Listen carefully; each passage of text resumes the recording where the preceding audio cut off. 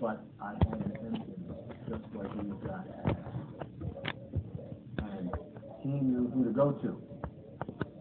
He wanted to see this one, and he was going to go through anything to see or have Jesus at least see him walking by. He didn't care if he tore his beautiful clothing on the way up on that tree. He didn't care if he was ridiculed while he was hanging on that branch in that sycamore tree by some of the Jewish friends. He didn't care how many short jokes flew up at him. He didn't care how many jokes came about the tax collector, as you know. He just wanted more than anything just to get a view of the Messiah, he thought, who he was, right? So in verse 4 it says, and he ran before, and he climbed up into a sycamore tree to see him, for he was to pass that way. Maybe the same way that Jesus passed when Bartimaeus passed by as well. And he called out and cried out. Except this time, this man didn't cry out to Jesus. Remember Bartimaeus, what he did in Jericho? He just continued yelling it out, have mercy on me, thou son of David. And he kept crying it out. People told him, shut up. Bartimaeus. He kept crying it out. He kept yelling. But not Zacchaeus. Zacchaeus just held on for dear life. He didn't want to fall into the procession going by. And the Lord passed by. But you know whose words came out first? It wasn't Zacchaeus. It wasn't the people on the side of the road yelling up to Zacchaeus. It was the Lord's words himself calling up to Zacchaeus. And the Lord and the procession of disciples stopped in their tracks. There Zacchaeus is up in that sycamore tree, possibly waiting for another short joke to be thrown up at him. But it wasn't. It wasn't a short joke this time. He probably heard enough that day. Zacchaeus, you make a great shortstop. You play baseball. He had heard enough. Enough. And Jesus knew that. You know, Jesus' compassion went out to Zacchaeus, just like his compassion went out to the rich young ruler. Remember, Jesus lovingly said to the rich young ruler, if you'll just do these things and follow me, you'll have eternal life. Empty yourself. Well, Jesus simply said to Zacchaeus, Zacchaeus, will you get out of that tree so I can talk to you? Would you please get out? And I'm going to go to your house today, Zacchaeus. Come on out of that tree. Zacchaeus didn't say a word back. Jesus said, make haste, in verse number 5 of Luke 19. And that wasn't the best place for Jesus to talk to Zacchaeus. You understand that? He could have easily said, Zacchaeus, I want you to follow me right now. Leave your job, just like Jesus said to Levi. Jesus told Levi, follow me. And Levi did. But Jesus deals with people in different ways. Can you imagine what Zacchaeus was thinking in his heart at that moment? How embarrassed he was? No, I don't think he was at all. I think he had had enough with his life. I've tried hard enough to make it my way. I've tried. I'm lonely and miserable. I want to do it God's way now.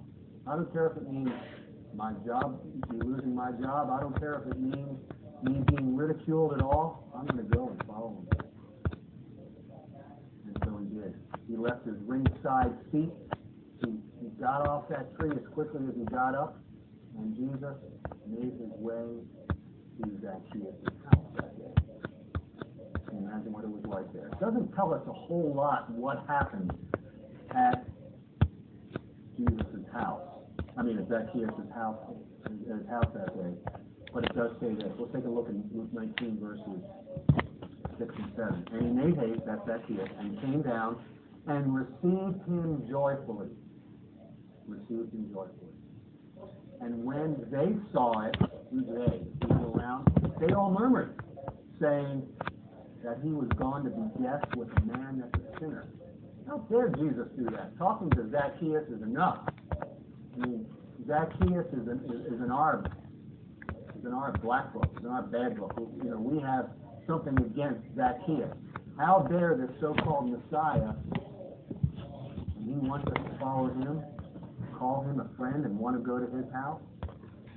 Hey, the people, they're failing to realize that they're as much sinners as Zacchaeus is. And I'm as great a sinner as Zacchaeus is as well. We're no better than Zacchaeus, are we? True, Zacchaeus did cheat. He has lied, stolen. He has done all those things. But haven't we done all those things as well? Sure. We have done all those things in our life. Remember what I said in our last lesson, James 2:10, it says, "For whosoever shall keep the whole law and yet offend in one point, he is guilty of all."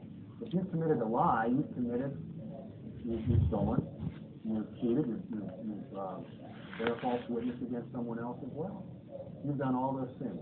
We are no better than Zacchaeus, and these people did not realize that. But Jesus just walked right by them. He left them where they were. Jesus enters Zacchaeus' house, and they sat down for dinner that day. Well, I wonder what they had for dinner. I bet something good. Zacchaeus is pretty wealthy, right? He had extra fat money. Maybe they had, venison. Maybe they had a good piece of fish, potatoes, boiled potatoes, nice bread. They had servants serve Jesus.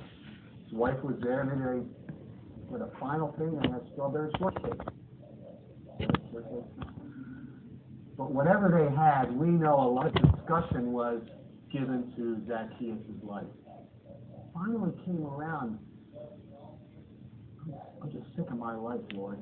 I just have had enough with the way I'm living, and I cannot handle it. What can you do for me, Lord? Jesus answered him. Here's what Jesus said. It says in verse 8, look at that. And Zacchaeus stood. Maybe his wife said, you better stand. We can't see you when you're sitting.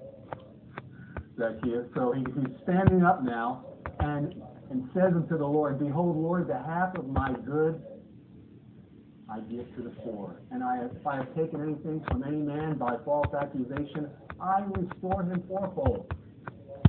So his life is changing now. He's making decisions to what? Follow the Lord. And that's the proof of a changed life, by acting on what God speaks to you about. Hey, the Lord spoke to the rich young ruler, but he didn't act. He didn't change. But Zacchaeus, God speaking to his heart, I cheated people. I'm going to give to the poor half that I have. I'm going to pay 4 times the interest on people I've cheated. And Jesus notices the change and says this day in verse 9, salvation comes to his house, for as much as he is also the son of Abraham. For the Son of Man has come to seek and to save that which is lost.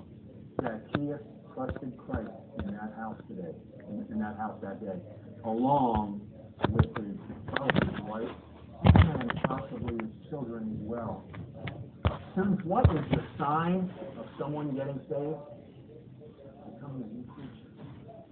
2 Corinthians 5, verse 17.